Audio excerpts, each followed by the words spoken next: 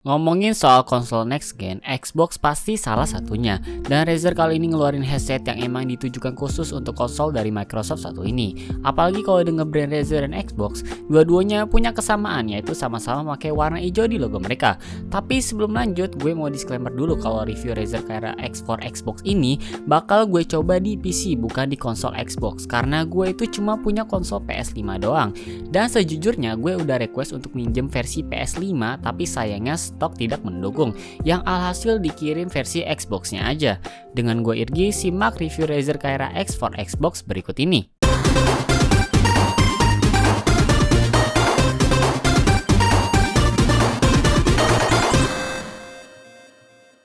Gak beda jauh kayak box Razer lainnya, Razer Kaira X ini bertemakan warna hitam hijau yang tipis di tengah tapi cukup padat di sisi pinggirnya. Jadi kalau mau ditumpuk box peripheral lain bakal aman-aman aja. Seperti biasa di depan ada gambar headset dan beberapa fiturnya. Kalau di belakang lebih ngejelasin secara rinci fitur headset. Sedangkan di bagian samping barulah tempat rincian spesifikasi teknis. Pas unboxing, isi kontennya itu antara lain buku manual, set stiker Razer, dan cuma ada headset Razer Kaira X for Xbox-nya doang.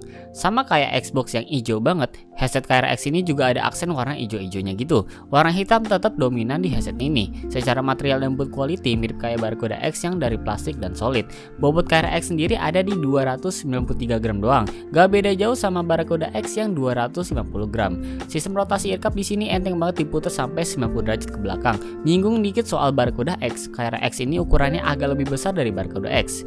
Jadi kemungkinan memang Kaira X ini bakal cukup memakan tempat kalau mau dibawa bepergian. Tapi karena Kaira X ditujukan untuk gamer konsol, kayaknya bakal jarang juga dibawa bepergian deh. Busa di earcup kerasa empuk dan halus karena covernya pakai bahan yang disebut Flyknit Memory Foam Ear Cushion. Bahan ini mirip kain baju berbahan katun yang tipis dan lembut kalau nyentuh kulit.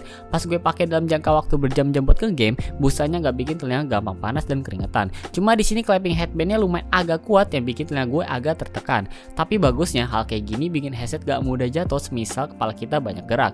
Buat kalian yang kepalanya lonjong kayak gue, fitting headset ini pas banget. Apalagi ada adjuster yang bisa bikin lebih personal. Ada 9 tingkatan di adjuster ini dan gue pribadi pakai tingkat ke-7 karena gak terlalu longgar dan gak terlalu ketat. Tengah-tengah gitulah, jadi nyaman kalau dipakai dan bikin gak mudah jatuh. Sama kayak padding di earcup, padding headband pun terasa lembut. Cuma bedanya di sini ada warna hijaunya gitu. Dan bedanya lagi di sini busanya 70% lebih tipis dari busa earcup. Cuma untungnya sih pas gue pakai ubun-ubun kepala gue kerasa empuk-empuk aja dan gak terasa tertekan banget.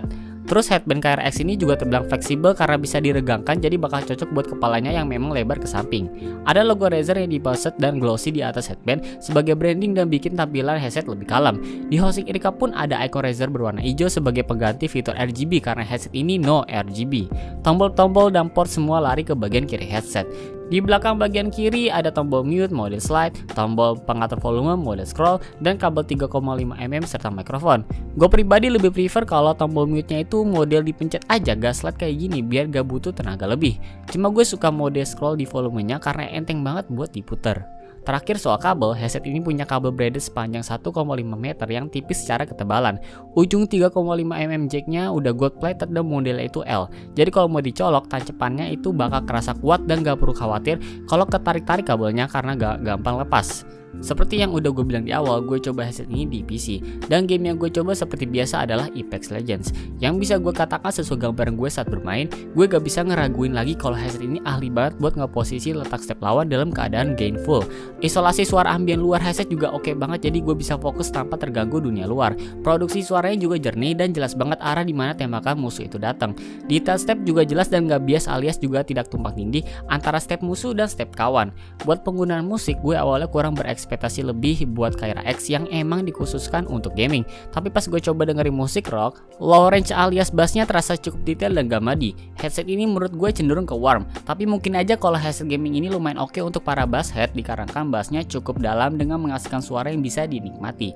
Menyoal treble, spektrum frekuensi tinggi headset ini terdengar jernih, dan mid range headset ini menghasilkan suara vokal penyanyi yang gak terlalu tertindih oleh instrumen musik lainnya sehingga terasa natural dan cukup detail. Tapi pas diatur gain ke maksimal, suaranya bakal bocor keluar.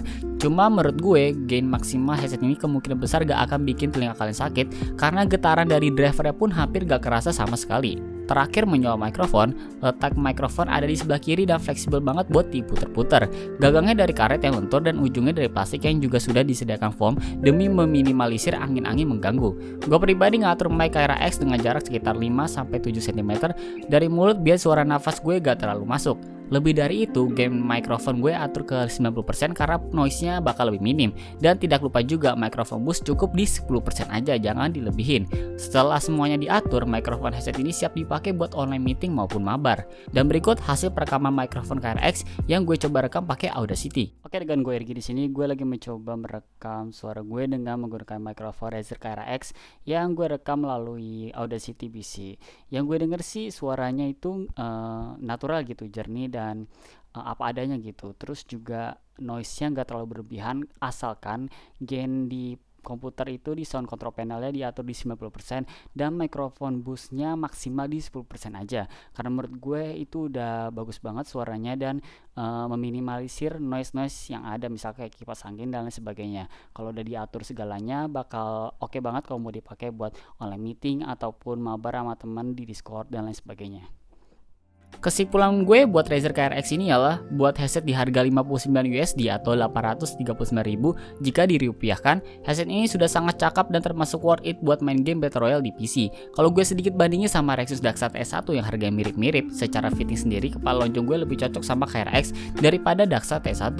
Dan soal kenyamanan, Kyra X lebih juara. Cuma soal konektivitas, memang Kyra X kalah dengan Daxat S1 yang udah pakai 2,4 GHz untuk wirelessnya. Sedangkan Kyra X masih wired 3,5 mm jack. Tapi karena masih pakai 3,5 mm jack, justru Kyra X bisa dipakai buat HP, PC, sampai Nintendo Switch. Hanya saja Kyra X yang gue agak sesalkan adalah mikrofonnya yang belum detachable dan bonus paket penjualan yang sedikit.